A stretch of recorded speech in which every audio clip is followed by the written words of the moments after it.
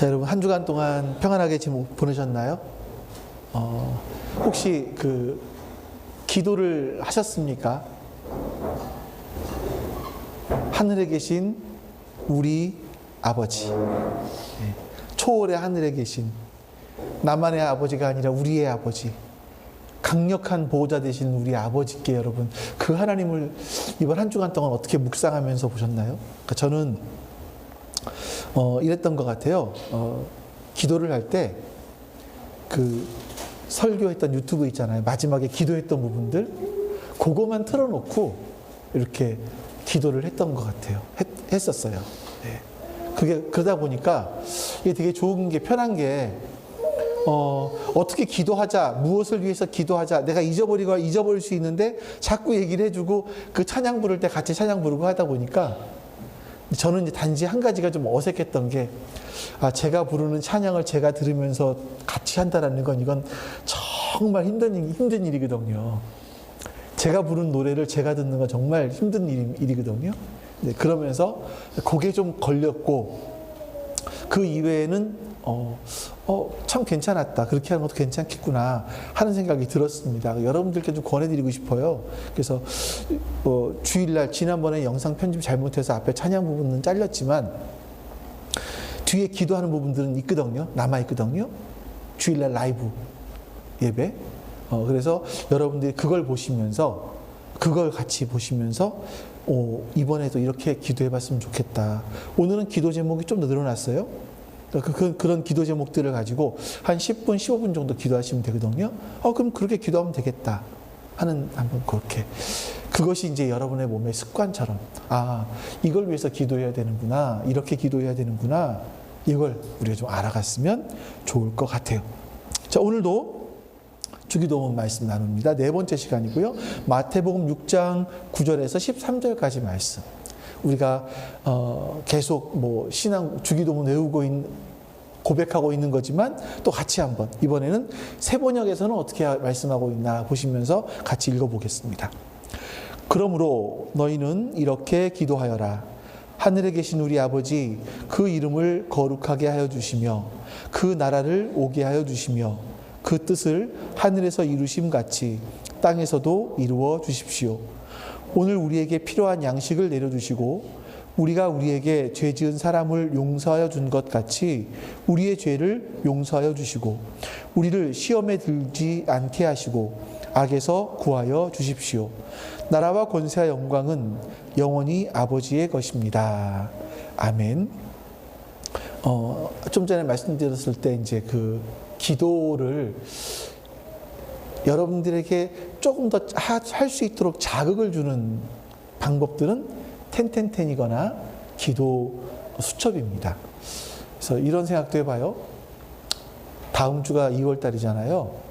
이제 4월 달에 부활절이 오지 않습니까? 그때까지 우리가 한번 기도 노트를 써서 기도 노트가 아니라 기도 수첩을 통해서 한번 부활절 때 우리가 하나님 앞에 기도 헌금을 드려봤으면 어떨까 하는 생각을 좀 해보게 되네요. 여러분들 다음 주부터거든요. 이제 얼마 남지 않았는데 한번 여러분들 시도해 보셨으면 좋겠어요.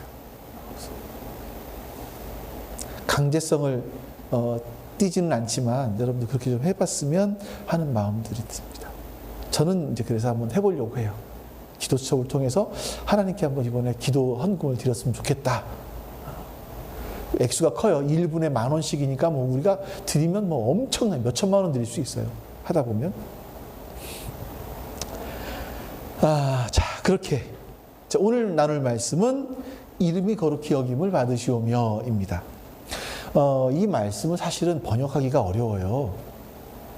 이제 이름이 거룩히 여김을 받으시오며라고 개역개정은 이렇게 번역을 했고 새번역에서는 그 이름을 거룩하게 하여 주시며라고 번역을 했어요. 영어 성경들의 의미를 보면 당신의 이름이 거룩하여지기를 원합니다. 이런 의미로 번역을 해놨어요. 근데 이게 되게 어려운 이유가 뭐냐면 여러분 하나님의 이름은 이미 거룩하세요. 하나님의 이름은 이미 거룩한데 하나님의 이름이 거룩하여지기를 원한다? 이게 좀 맞는 말인가요, 이게? 마치 이런 거죠. 에베레스트 산이 가장 높잖아요. 에베레스트 산이 가장 높아지길 원합니다. 아니, 가장 높은 산한테 뭐 더 높아지길 원하겠어요? 마찬가지 비슷한 것 같아요. 하나님의 이름은 이미 거룩하신데 하나님의 이름을 또 거룩하게 할 필요가 있을까? 하는 좀 약간 그런 의구심이 드는 그런 말씀이기도 해요. 그래서 우리가 이름이 거룩히 여김을 받으시오며, 이게 예수님이 첫 번째 가르쳐 주신 기도거든요. 그 이전의 기도는 하나님이 어떤 분, 너희가 기도하는 그분이 어떤 분이신지 알아라 하는 것이고, 너희가 그 하나님께 기도할 때 하나님의 이름이 거룩히 여김을 받게 해달라. 이게 우리의 기도할 첫 번째 기도의 내용이라는 겁니다. 근데 이거 우리가 의미를 정확하게 모르니까 하늘에 계신 우리 아버지 이 기도를 그냥 외우고 쓱 지나간 것처럼, 이름이 거룩히 여김 받으시오며도 그냥 의미를 정확하게 모르니까 그냥 쓱 지나가는 것은 아닌가 하는 생각이, 외우고 지나가는 것은 아닌가 하는 생각이 듭니다. 그래서 여러분들과 함께 먼저 이 의미가 무엇인지를 좀 살펴보고, 또 어떻게 기도해야 될까? 이것을 같이 한번 나눠보려고 해요. 여러분, 성경에서는요, 이름이라는 것에 굉장히 의미를 둡니다. 우리나라 같은 경우는 뭐 학렬을 따라가잖아요. 근데 저희는 이제 아이들의 이름을 지어줄 때, 예찬 그러면 순수 우리나라 말 속에 한문이죠. 아름다운 것을 기린다라는 의미도 있고, 또 예수님을 찬양한다라는 의미가 우리는 부여할 수 있는 거잖아요. 그러니까 그 이름 속에 그 의미를 부여하는 거죠. 마찬가지로요, 성경은 이름을 굉장히 중요하게 생각을 합니다. 하나님은요, 아브라함을 만나시고 아브람을 아브라함으로 바꿔주셨고요, 그의 아내 사레를 사라로 바꿔주셨어요. 또 바울의 원래 이름은 사울이었지 않았습니까? 근데 예수님은 사울은 예수님을 만난 다음에 이름이 바울로 바뀌죠. 베드로의 이름은 또 어떻습니까? 베드로의 원래 이름은 시몬이에요. 근데 예수님을 만난 이후에 시몬의 이름이 히브리어로는 게바, 또 헬라어로는 베드로, 반석이라는 뜻의 이름으로 바뀌어집니다. 이렇게 성경에서 두드러지게 이름이 바뀌어진 사람들은요, 그 바뀌어진 이름처럼 그 삶을 살아요. 참 성경에서 참 묘한 거예요. 그게 이름이 바뀌어진 사람들은 그 바뀌어진 이름처럼 삶을 살아가더라. 예수님은 어땠을까요? 예수라는 이름이 그의 백성을 죄로부터 구원한다, 이런 뜻이에요. 그의 백성을 죄로부터 구원한다. 이게 예수님의 인생 아닙니까? 예수님의 별칭이 하나 있었습니다. 마태복음 1장에 보시면 임마누엘이라고 해요. 예수님의 별명. 그를 임마누엘이랄 것이다 라고 하잖아요. 그 임마누엘이라는 뜻이 뭐냐면 하나님께서 그의 백성과 함께 하신다라는 뜻이에요. 예수님은 그의 일생을 백성들을 구원하시고 하나님께서 그들과 함께 하시는 것을 보여주는 그런 삶을 살아가셨습니다. 그러니까 성경에서 이름이 나올 때는요, 그 이름은 인격의 정체성을 나타내는 경우가 되게 많아요. 그가 누구인지 이거를 드러내는 경우가 많습니다. 그래서 성경에서는요, 하나님은 하나님 자기의 이름을 말씀하세요. 우리가 한번 출애굽기 3장으로 아직 안 했습니다. 3장에 보시면 모세가 하나님께 이렇게 질문을 하죠. 하나님, 내가 이제 히브리 사람들에게 가서 당신을 소개해야 되는데 사람들에게 당신을 누구라고 소개해야 됩니까? 이렇게 감히 하나님의 이름이 무엇입니까? 라고 물어요.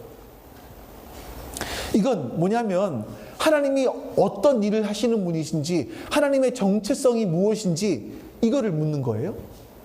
근데 하나님께서 대답을 해주세요. 우리 한번 볼까요? 3장 13절 4절 말씀 같이 읽습니다. 시작. 하나님이 모세에게 대답하셨다. 나는 곧 나다. 너는 이스라엘 자손에게 이르기를 나라고 하는 분이 너를 그들에게 보냈다고 하여라. 모세가 하나님께 하나님, 당신의 이름을 뭐라고 해야 됩니까? 라고 하니까 우리 세번역에서는요, 나는 곧 나다. 이게 뭐죠? 옛날 개역개정에서는 뭐라 그랬죠? 나는 스스로 있는 자다. 이렇게 말씀했단 말이에요. 이 말을요, 여러분, 히브리어로 그대로 번역을 하면요, 나는 되고자 하는 대로 될 나일 것이다, 이런 뜻이에요. 그래서 이게 너무 어려우니까 번역을 갖다가 나는 스스로 있는 자다. 나는 곧 나다. 이렇게 번역을 했단 말이죠. 이게 상당히 어려워요. 그러니까 이걸 좀 더 풀어서 말씀을 드려볼게요. 이 의미가 뭐냐면 나는 어떤 외부적인 원인에 의해서 존재하는 나가 아니라는 거예요.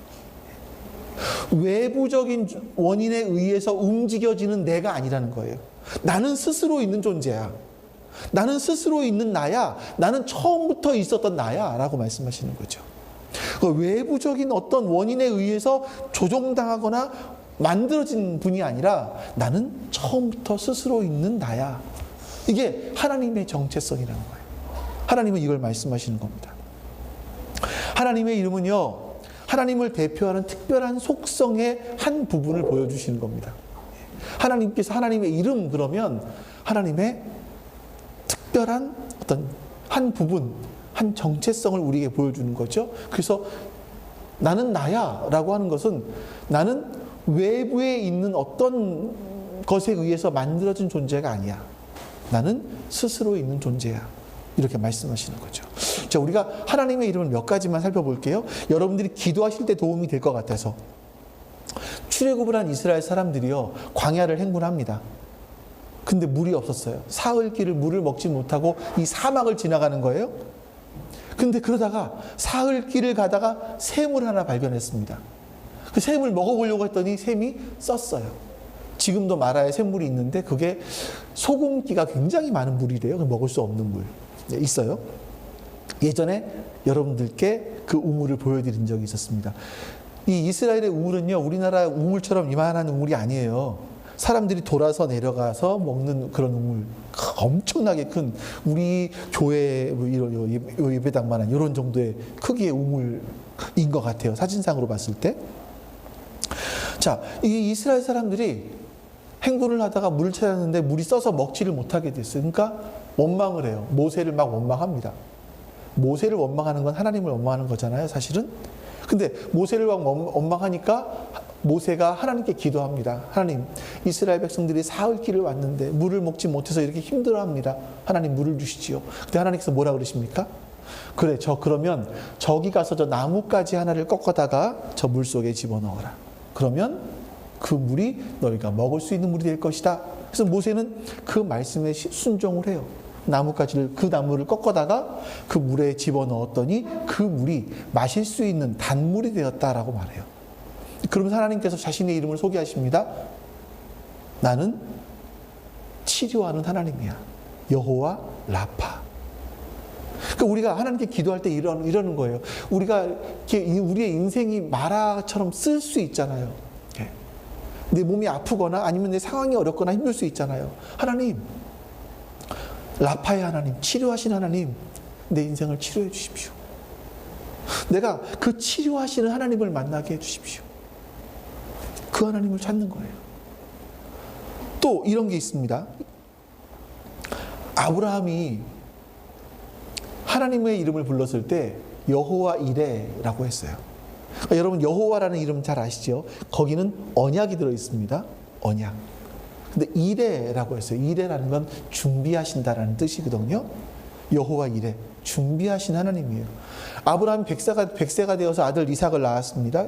그리고 너무 이뻐서, 너무 100세가 된 아들을 봤으니, 100세야 하나님이 약속하신 아들을 봤으니, 그렇게 기다리던 아들을 봤으니 얼마나 이뻤겠어요. 막 쭉쭉 빨고 살지 않았을까 싶어요. 이렇게 해서 이제 이삭이 자랐습니다. 청소년쯤 되었겠죠? 근데 하나님께서 그때 말씀하십니다. 이삭을 나에게 번제로 바쳐라. 아들 이삭을 번제로 바치래요. 근데 아브라함은 일단 그 말에 순종을 해요. 아들 이삭을 데리고 사흘 길을 갑니다. 일찍 누구의 방해도 받지 않도록 이삭과 함께 길을 떠납니다. 그리고 가서 이삭을 번제로 바치려고 실제로 칼을 들었어요. 근데 하나님께서 아브라함아, 지금 뭘로 해볼까요? 너 합격이야. 됐어, 그만해.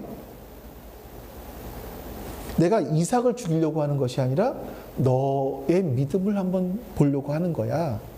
라고 하면서 내가 미리 준비해 놓은 양이 있어. 그걸로 나에게 제사를 해라. 이렇게 말씀하시죠. 그래서 아브라함이 그 하나님을 보면서 하나님은 이렇게 준비해 주신 하나님이시구나. 미리 준비해 주신 하나님이시구나. 이거를 깨닫게 되고 그 하나님을 이름을 고백하죠. 우리가 마찬가지입니다. 우리 하나님은 이레의 하나님이에요. 준비해 주신 하나님이세요. 여러분의 가장 큰 근심 걱정이 뭡니까? 사실은 미래잖아요. 미래. 우리의 근심 걱정이 미래잖아요. 아직 만나보지 않았기 때문에. 근데 아직 만나보지 않은 미래를 준비해 주신 하나님이 여호와 이레의 하나님이세요. 그러니까 그 하나님 만나게 해달라고 기도하셔야 돼요. 근데 그 하나님을 믿고 신뢰할 수 있게 해달라고 기도하셔야 돼요. 모세는요, 하나님을 여호와 니시라고 했습니다. 이 니시라는 말은 깃발이라는 뜻이에요. 이스라엘에서 깃발을 든다라는 거 승리거든요. 이스라엘이 출애굽을 합니다. 광야를 가고 있었어요. 출애굽해서 광야를 가고 있었는데 아말렉이 쳐들어왔습니다. 아말렉이 아실 거예요. 이제 이 상황들은 아세요. 모세가 여호수아를 군대 장관으로 내보내 싸우게 하고 모세는 산에 올라가서 손을 들었죠. 손을 들면 이기고 내리면 졌습니다. 손을 끝까지 들었을 때 이겼어요. 그래서 이 팔을 들고 이겼을 때 하나님께서는 우리에게 승리를 주십니다. 여호와 니시, 하나님은 우리의 깃발이십니다. 여호와 니시, 이렇게 고백을 한 거예요.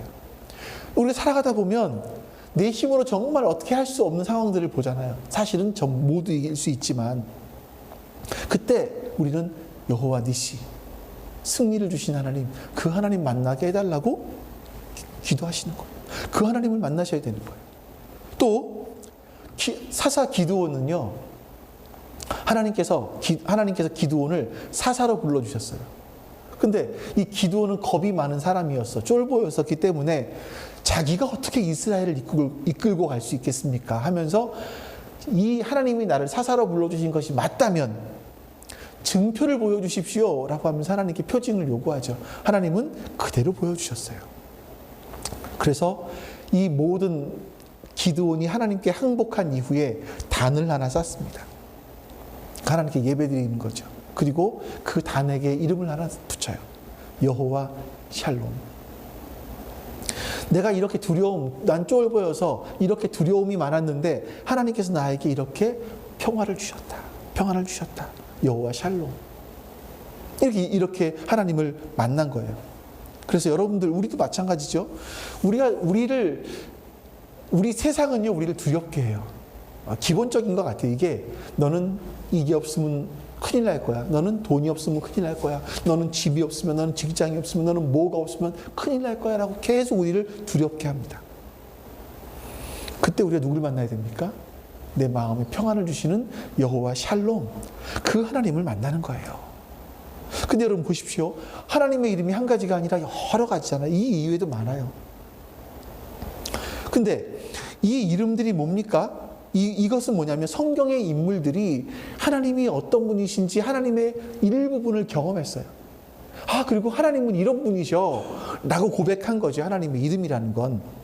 하나님께서 어떻게 일하시는지를 경험하고 하나님의 이름을 불렀다라는 건 하나님은 이런 분이십니다 라고 고백하는 거예요. 그 하나님에 대한 이해가 나에게 조금 생겼다라는 거예요. 사실 그 하나님을 만난 사람들은요, 그거 하나 붙잡고 평생을 살아가기도 해요. 여러분들은 어떠십니까? 여러분들은 어떤 하나님을 경험하셨습니까? 경험이 있으신가요? 아니면 없으신가요? 없다면 여러분, 우리도 하나님을 경험해야 됩니다. 나는 이런 하나님이, 나를 만난 하나님은, 나를 만나주신 하나님은 이런 하나님이십니다. 이 고백할 근거들이 우리 가운데 있어야 되는 거죠. 그런데 성경에서 하나님의 이름 했을 때 가장 보편적으로 나오는 이름이, 그게 뭐냐? 특성이, 하나님의 성품이 뭐냐? 거룩입니다. 내가 거룩하니 너희도 거룩해라. 말씀하신 것처럼 하나님의 성품의 가장 특징적인 부분은 거룩함이세요. 근데 예수님께서는요, 하나님은 이미 거룩하신 분이신데 그 거룩히 여김을 받게 해달라고 기도하라 이거잖아요. 이게 무슨 기도일까요? 자, 우리가 거룩, 이걸 한번 생각을 해보죠. 우리 거룩 그러면 도덕적인 개념으로 생각을 해요. 도덕적이고 윤리적으로 반듯한 사람을 거룩하다, 이렇게 생각을 한단 말입니다. 근데 아니에요. 여러분들 이제부터 성경을 보시면서 거룩이라는 단어가 나왔을 때 구별되었다 라고 다시 생각을 해서 말씀을 읽어보시면 돼요. 거룩이라는 단어가 나오면 구별되다. 무엇으로부터 구별되다. 이렇게 보시면 돼요. 하나님이 뭐와 구별되십니까? 하나님은 우리 피조물들과 구별되신 분이세요. 하나님은 이 세상과 구별되신 분이세요. 그래서 하나님 거룩하신 분이세요. 세상과 달라요. 피조물과 달라요. 하나님은 거룩하신 분이시라는 거예요. 그게 거룩의 기본적인 개념입니다. 그래서 하나님의 이름이 거룩히 여김 받는다라는 것은요, 하나님을 세상과 똑같은 존재, 세상과 비슷한 존재, 세상의 어떤 신과 비슷한 존재로 인정하는 것이 아니라 하나님을 유일한 하나님으로 하게 되는 거예요. 하나님은 유일하신 하나님이에요. 하나님밖에 없어요. 이게 하나님의 거룩하심이 인정되어지는 거죠. 그 사람들에게 하나님이 하나님 되심이 인정되고, 하나님만이 하나님이시라는 게 인정되고, 사람들에게 자랑한다라는 의미가 있어요. 그래서 사람들이 하나님만 높이고 하나님만 자랑하고 이렇게 되길 원합니다라는 기도가 이 기도인 거예요. 그래서 오늘 말씀의 제목을 하나님의 명예를 위한 기도, 이렇게 정하게 된 거죠. 여러분, 당신의 이름이 거룩히 여김 받으시오며 라는 이 기도는요, 우리와는 다른 어떤 신비함 가운데, 어떤 경외감 가운데 계시는 그 하나님을 향해서 당신이 진짜 하나님이시군요, 당신은 유일하신 하나님이시군요, 이걸 인정하는 거예요. 이게 하나님의 이름이 거룩히 여김을 받게 되는 거죠. 자, 이 부분이 사실은 여러분, 이스라엘의 수치스러운 역사이고 우리나라 한국교회의 수치가 담겨 있는 부분이기도 합니다. 우리 에스겔서 22장 26절에 보면 이스라엘 백성들이 점점 하나님을 떠나요. 그 이유는요, 제사장들이 먼저 말씀에 본을 보이지 않았고, 이스라엘 백성들을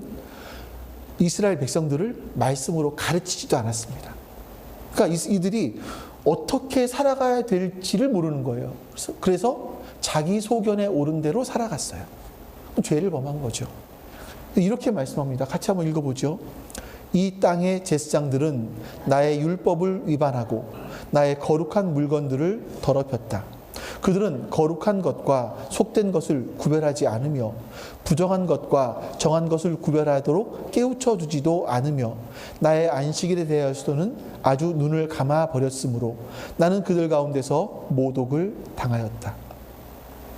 이 말씀에 거룩하신 하나님이 이스라엘 백성들로 말미암아 모독을 당했다라고 말씀하고 있습니다. 하나님이 모독을 당하는 이유가 뭐냐면 성직자들이 말씀대로 살지를 않았어요. 또 백성들에게 말씀을 제대로 가르쳐주지도 않았어요. 그러니까 사람들이, 일반 성도들이 말씀대로 사는 게 뭔지를 모르니까 자기 멋대로 살아요. 멋대로 행동을 해요. 함부로 행동하고 함부로 예배드리고 이러는 거죠. 하나님께서 가르쳐주신 삶의 방식을 무시했기 때문에, 그 하나님의 가르쳐주신 삶의 방식을 무시하는 그것이 하나님을 모독하는 것이다, 이 말씀이에요. 자, 이걸 조금 더 무섭게 표현한 것이 에스겔서 36장입니다. 16절부터 좀 길지만 보이시죠? 너무 작은가요? 네. 제가 좀 요약해서 좀 찝어가면서 읽어드릴게요.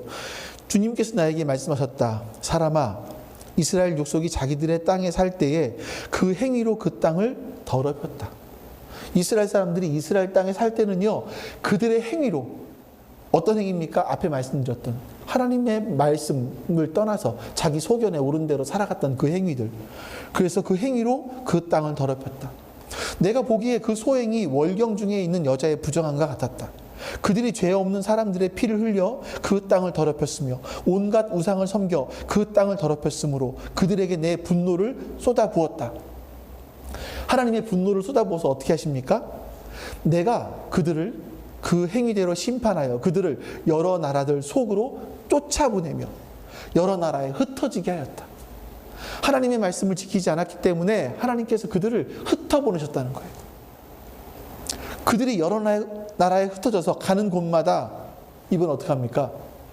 여러 나라에 흩어져서 가는 곳마다 거기서는 하나님의 이름을 더럽혔다. 그래서 이방 사람들은 그들을 보고 주의 백성이지만 주의 땅에서 쫓겨난 자들이라고 하였다. 나는 이스라엘 족속이 여러 나라에 흩어져서 가는 곳마다 더럽혀 놓았지만 내 거룩한 이름이 더럽혀진 것을 그대로 둘 수 없다. 그러므로 너는 이스라엘 족속에게 전하여라. 나 주 하나님이 이렇게 말한다. 이스라엘 족속아, 내가 이렇게 하려고 하는 까닭은 너희들을 생각해서가 아니라 너희가 여러 나라에 흩어져서 가는 곳마다 더럽혀 놓은 내 거룩한 이름을 회복시키려고 해서다. 너희가 여러 나라에 흩어져 살면서 내 이름을 더럽혀 놓았으므로 거기에서 더럽혀진 내 큰 이름을 내가 다시 거룩하게 하겠다. 이방 사람들이 지켜보는 앞에서 너희에게 내가 내 거룩함을 밝히 드러내면 그때야 비로소 그들도 내가 주인 줄 하나님인 줄 알 것이다. 여호와인 줄 알 것이다. 나 주 하나님의 말이다. 자, 이 내용들을 설명드릴 수는 없어요. 근데 보십시오. 이스라엘 사람들이 이스라엘에 살 때는 하나님의 땅인 이스라엘 땅을 더럽혔어요. 그래서 하나님께서 그들에게 벌 주셔서 그들을 흩어놓으셨더니 이번에는 가는 곳곳마다 하나님의 이름을 더럽혀요. 하나님께서는 내가 이제 나 스스로 내 이름을 거룩함을 되찾겠다라고 말씀하시는 거죠. 제가 이 두 말씀을 여러분들에게 보여드린 이유가 뭐냐면 하나님의 이름을 더럽히는 존재가 누굽니까? 예? 하나님의 이름을 더럽히는 존재는요, 여러분, 기독교를 개독교라고 부르는 하나님을 모르는 사람들이 아니에요. 그들은 하나님을 더럽힐 수조차 없어요. 하나님을 모르는데 어떻게 하나님의 이름을 더럽힙니까? 하나님을 모독할 수 있겠습니까? 하나님의 이름을 더럽히는 것은, 하나님의 이름을 모독하는 것은요, 우리들이죠. 하나님 백성들이 하나님 백성답게 살지 못하는 것. 야, 하나님 교회 다니는 사람이 왜 저렇게 살아? 쉽게 말하면 이거지요. 이런 말을 듣는 것이 하나님의 이름을 모독하는 것이라고 말씀하는 거예요. 여러분, 하나님은요, 하나님을 믿고 따르는 그의 백성을 통해서 세상 사람들에게 보여줘요.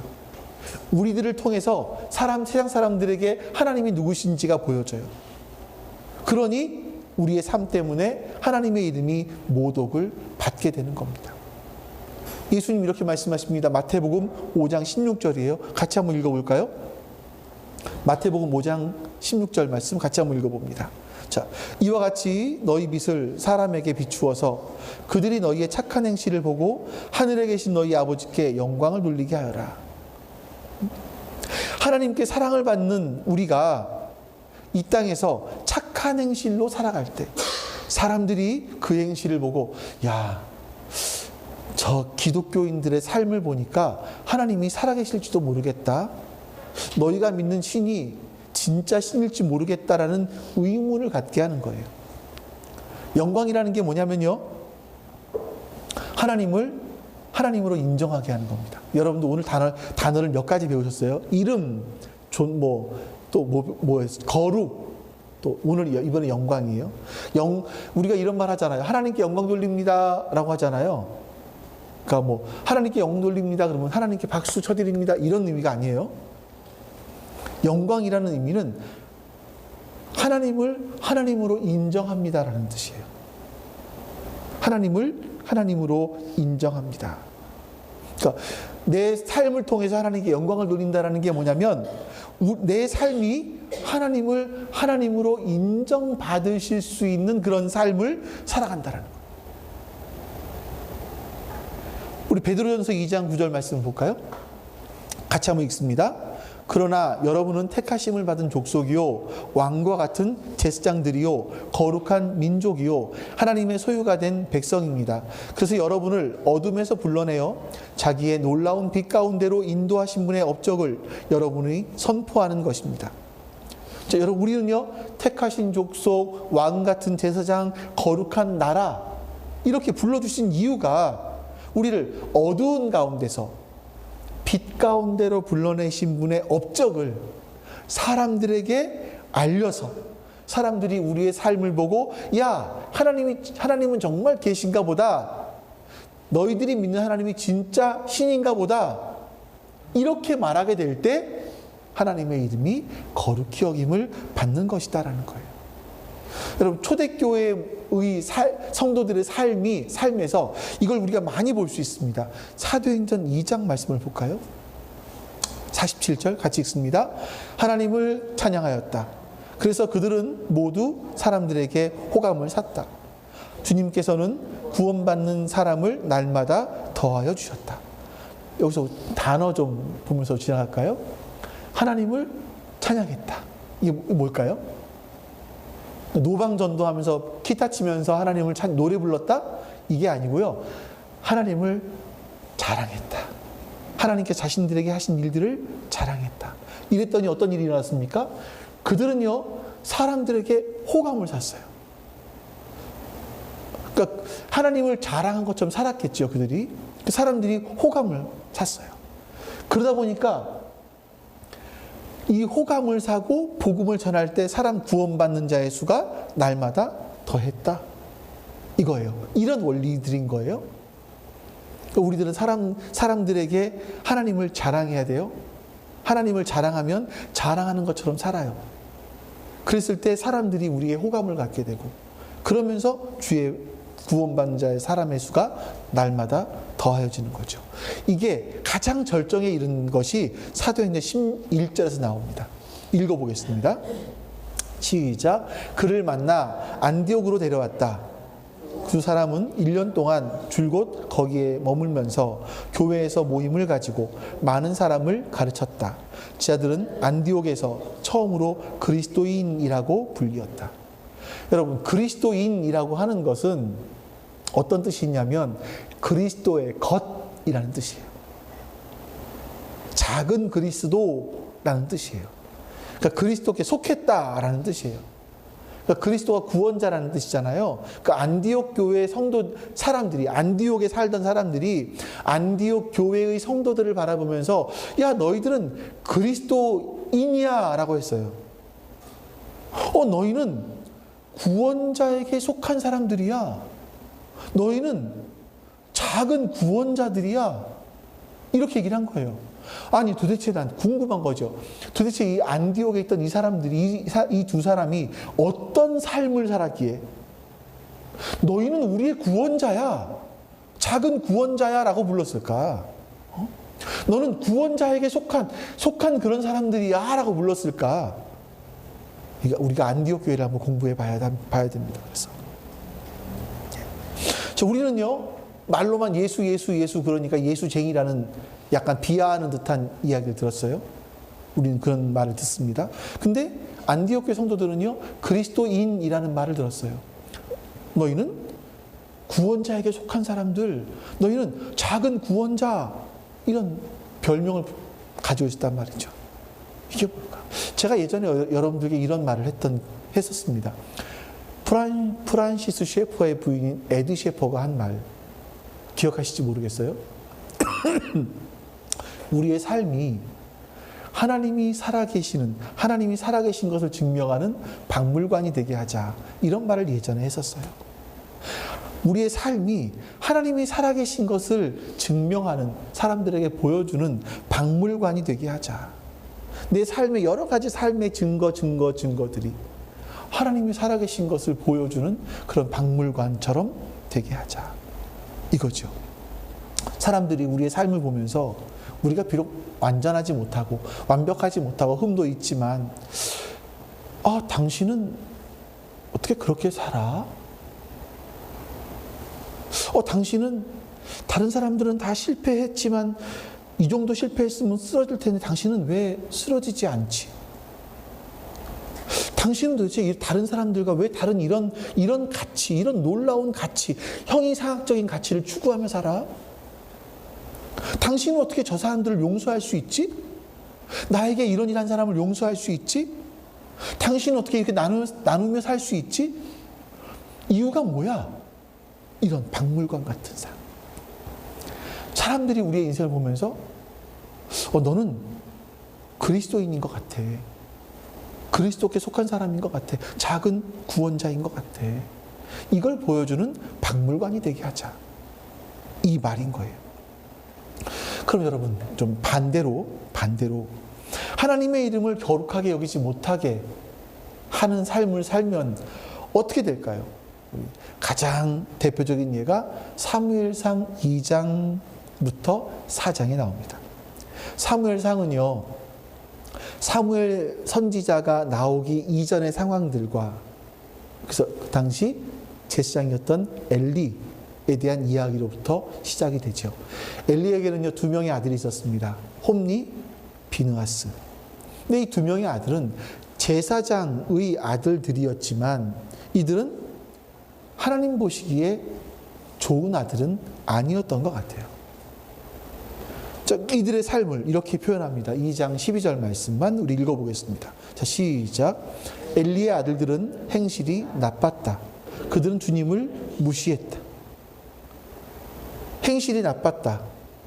그리고 또 한 가지가 하나님을 무시했다. 이게 무시한 게 뭐냐면 그 13절부터 17절까지 나와요. 제사 드리는 제물을 드렸을 때 제물 중에서 제사장의 몫이 있고 사람들의 몫이 있고 하나님께 태워드릴 몫이 있어요. 근데 그거를 자기들이 마음대로 먹고 싶은 대로 막 가져가는 거예요. 하나님을 이렇게 무시했다라는 거죠. 이게 13절부터 17절에 기록되어 있습니다. 그리고 22절 이렇게 말씀해요. 같이 읽어볼까요? 엘리는 매우 늙었다.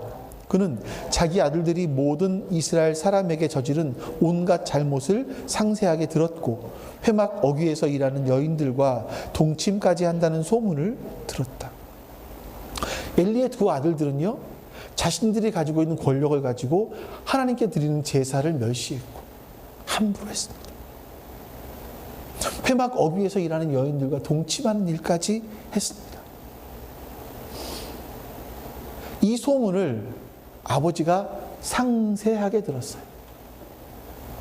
그런데 그 이후에 나타난 어떤 성경에도 엘리가 아들들에 대해서 제재를 했다, 꾸짖었다, 아들의 삶을 돌이키게 했다, 이런 말이 나오지를 않습니다. 그냥 놓아두었죠. 그 후에 하나님의 사람이 나타나서 27절, 36절까지 엘리 집안에 어떤 일이, 어떤 저주가 임할지를 경고합니다. 우리 29절 한 절 말씀 볼게요. 같이 읽습니다. 그런데 너희는 어찌하여 나의 처소에서 나에게 바치려고 명한 나의 제물과 예물을 멸시하느냐? 어찌하여 너는 나보다 내 자식들을 더 소중하게 여기어 나의 백성 이스라엘이 나에게 바친 모든 제물 가운데서 가장 좋은 것들만 골라다가 스스로 살찌도록 하느냐? 자, 이렇게 무서운 경고를 들었습니다만 그 뒤에 엘리는 회개했다, 이런 기록이 없습니다. 아들들이 너무나 사랑스러워서 그랬는지 모르지만 뭘 해도 그냥 놔둔 거죠. 하나님을 하나님으로 여기지 않았을 때, 하나님의 경외하심을, 하나님을 경외하지 않았을 때 어떤 일이 일어났는지 3장 1절에서 이렇게 말씀합니다. 같이 한번 볼까요? 엘리 곁에서 주님을 섬기고 있을 때이다. 그때에는 주님께서 말씀을 해주시는 일이 드물었고 환상도 자주 나타나지 않았다. 여러분, 우리가 하나님의 이름을 거룩히 여기지 않았을 때 하나님께서 천둥과 번개로 우리를 심판하신다? 이러면 오히려 편해요. 천둥과 번개를 칠 때마다 하나님이 나를 심판하시나 나에게 뭘 말씀하시나 두려워할 수 있잖아요. 어려운 일이 생기면. 근데 하나님은 그렇게 하지 않으세요. 어떤 사건, 어떤 상황, 이런 걸 통해서 우리에게 말씀하세요. 뭔가 보여주세요. 근데 깨달음이 없어요. 알지 못해요. 이거 경고하시다가 이거를 모르면 이때부터 하나님이 말씀해 주시는 일이 드물고 환상도 자주 나타나지를 않아요. 다시 말씀드리면 예배드려서 하나님 말씀을 들어요. 깨닫는 게 없어요. 깨달아지지가 않아요. 하나님의 말씀을 들었지만 그 말씀이 내 마음에 와서 부딪히지 않아요. 이건 하나님이 침묵하시는 겁니다. 이게. 하나님 자녀의 특권은요, 하나님의 거룩하심을 깊이 묵상하고 하나님의 하나님 되심을 알아챌 수 있는 거예요. 하나님을 묵상하면 하나님의 하나님 되심을 알아챌 수 있는 거예요. 근데 우리 속에 그런 기쁨과 그런 깨달음, 그런 감격들이 사라지는 거죠. 하나님이 침묵하시는 겁니다. 여러분들이 하나님 말씀을 들어도 깨달아지지 않아. 하나님 말씀을 읽어도 깨달음이 없어. 그러면 여러분들은요, 정신을 바짝 차리셔야 돼요. 엘리의 가정을 보면 그 다음에 하나님의 심판이 임합니다. 그 4장에 보면 홈리와 비느하스는 전쟁에 나가서 죽임을 당하고요. 이 소식을 들은 엘리는, 아버지 엘리는 놀라서 뒤로 자빠져 목뼈가 부러져 죽습니다. 뭐 이것만이 심판은 아니에요. 죽는 것만이 심판은 아니에요. 근데 오늘날 많은 그리스도인들이 자신이 영적으로 메말라가고 있는 줄을 몰라요. 그래서 영적으로 메말라가고 있는 거에 두려워하지 않습니다. 오히려 다른 것에 탓을 해요. 하나님을 향한 감격도, 말씀을 들을 때 깨달음도, 설교를 들어도 그 말씀이 와닿지 않았을 때, 이건 예배가 잘못돼서 그래. 목사가 설교를 못하니까 그렇지. 교회 시스템에 문제가 있어. 교회가 작아서 그래. 이렇게 생각을 합니다. 그렇지 않습니다. 기독교의 특징은요, 우리의 상황이 어떠하던 우리가 하나님을 알 수 있고, 하나님을 발견할 수 있고, 하나님을 찬양할 수 있는 겁니다. 내 상황이 좋아져서 찬양하는 게 아니라 내 상황은 최악이지만, 환경은 안 좋지만, 그럼에도 하나님께서 나를 얼마나 사랑하시는지, 나에게 어떤 일들을 하고 계시는지를 발견할 수 있는 게 기독교인들이에요. 하나님 찬양할 수 있는 거죠. 그래서 그 사랑에 감격할 수 있는 것이 기독교예요. 자, 그런데 나를 통해서 하나님의 이름이 거룩히 여김을 받지 않을 때 제일 먼저 여러분, 하나님이 침묵하세요. 하나님의 이름이 거룩히 여기지, 하나님의 이름을 거룩히 여기지 않을 때 성령 하나님이 근심하기 시작을 하세요. 현대 그리스도인들을 향한 하나님의 놀라운 경고라는 것을 여러분 잊지 말아야 됩니다. 자, 그러면 여러분 이제 마지막입니다. 어떻게 우리 기도해야 될까? 어떻게 기도해야 될까? 우리가 매일 살아가면서 사실 우리는요, 하나님의 명예, 하나님의 영광, 이걸 생각하기보다 나를 먼저 생각하죠. 사실 우리는 하나님의 영광, 하나님의 명예보다는 내가 먼저 앞서 있습니다. 내가 어떻게 살까? 내 자존심, 나의 명예, 이게 더 크죠. 그래서 여러분들이 먼저는요, 시선을 하나님께 돌릴 필요가 있어요. 그래서 여러분들이 어떤 시선을 하나님께 돌릴 수 있는 장치들을 마련하세요. 여러분만의 장치. 시선을 하나님께 돌릴 수 있는 장치. 지금 문득 생각이 났는데, 이거는 핸드폰 바탕화면을, 저는 지금 핸드폰 바탕화면이 이렇게 자연이 돌아가는 자연 환경을 해놨거든요. 아니다. 하나님 말씀으로 좀 해놓을까? 이런 생각이 들어요. 여러분, 가피풀이라는 곳에 들어가면 배경화면들을 여러 가지를 보내줘요. 성경 말씀이 떠 있는 거. 여러분들이 오늘 뷰티 같은 경우 제일 앞에 써 있는 그런 것들. 핸드폰을 열 때마다 바탕화면에 딱 그게 떠서 하나님이 다 기억날 수 있는 장치. 예. 이런 것들이 필요하지 않을까 싶어요.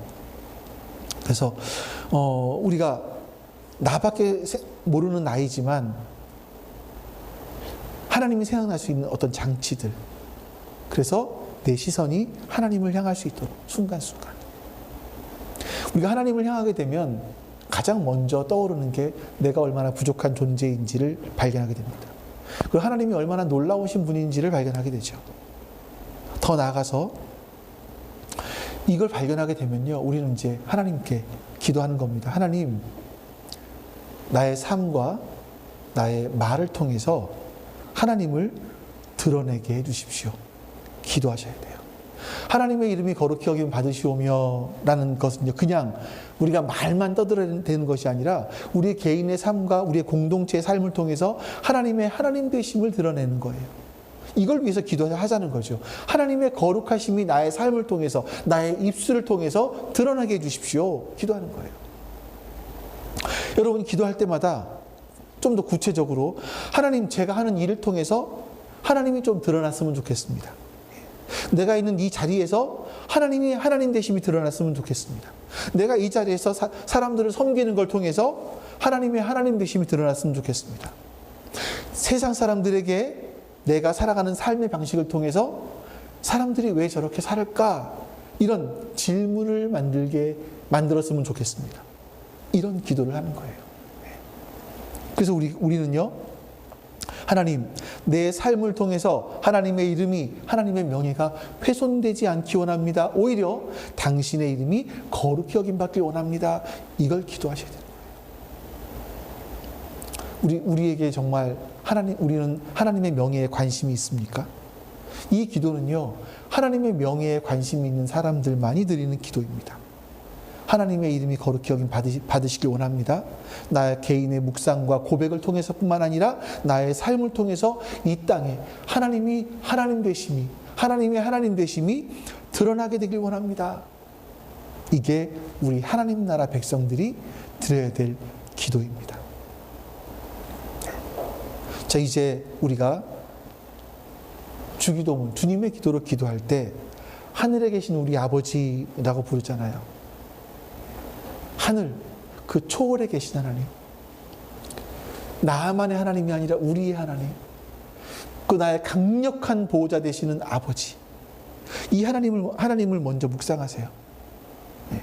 그리고 그 다음에 하나님, 이제 내 삶이 하나님의 하나님 되심을 드러내는 그런 입술의 고백만이 아니라 나의 삶을 통해서, 우리 교회를 통해서, 또 한국 교회를 통해서 이 하나님의 하나님 되심이 드러나기를 원합니다. 이게 여러분들과 제가 한 주간 동안 또 기도해야 될 부분들입니다. 하나님, 우리를 불쌍히 여겨주시기를 간절히 원합니다. 우리는 세상 사람들과는 달라야 되는, 아니 다른 하나님의 아들인, 거룩하신 하나님의 아들인 거룩한 자들인데, 우리가 세상 사람들이 추구하는 것과 똑같은 것을 추구하며 살았기 때문에, 세상 사람들과 같이 되었고 그들을 따라갔기 때문에 우리의 삶이 하나님의 이름을 거룩하게 하지를 못했습니다. 한국교회 역시 돈으로 인해서 하나님 앞에 바로 서지 못했기 때문에 하나님의 이름을 거룩하게 드러내지 못했습니다. 한국교회가 돈과 또 사람의 숫자로 사역을 할 수 있다는 이런 생각 때문에 하나님의 이름을 거룩하게 드러내지를 못했습니다. 성령의 도우심과 성령의 나타나심이 없이 돈과 사람의 숫자로 사역을 했기 때문에, 껍데기밖에 없는 이것을 붙잡고 있었기 때문에 지금 이렇게 한국교회 숫자들이 점점 줄어가고 있습니다. 주님, 이것을 목사들이 먼저 했고, 목사들 자신이 하나님의 명예를 자신의 명예를 구하며 하나님의 명예에는 관심이 없었기 때문에 이런 일들이 일어났습니다. 주님, 용서해 주시옵소서. 뿐만 아니라 목사들과 똑같이 성도들 역시 자신의 개인의 자존심, 개인의 명예, 개인의 유익을만을 추구하다 보니 하나님의 명예에는 관심이 없는 그런 모습의 삶을 살았습니다. 주님, 우리를 불쌍히 여기시고 우리를 용서하여 주시옵소서. 우리의 인생이, 우리 교회가, 우리 한국 교회가 하나님의 명예를 높이는, 하나님의 영광을 드러내는 그런 교회가 되게 해 주시옵소서. 주님, 회개하오니 우리를 용서하시고 우리에게 그렇게 할 수 있는 은혜를 베풀어 주시옵소서. 여호와는 내게 복을 주시고 너를 지키시기를 원하며, 여호와는 그의 얼굴을 내게 비추사 은혜 베푸시기를 원하며, 여호와는 그 얼굴을 내게로 향하여 드사 평강 주시기를 원하노라. 아멘. 이제는 우리를 위하여 자신의 생명을 대속물로 주신 우리 주 예수 그리스도의 은혜와 우리를 그토록 사랑하신 아버지 하나님의 사랑하심과 그 사랑을 깨닫게 해주시는 성령 하나님의 내주하심과 교통하심이 지금 주 앞에 머리 숙여 예배한 모든 하나님 백성들 머리 위에 지금부터 영원토록 함께 하시기를 간절히 축원하옵나이다. 아멘.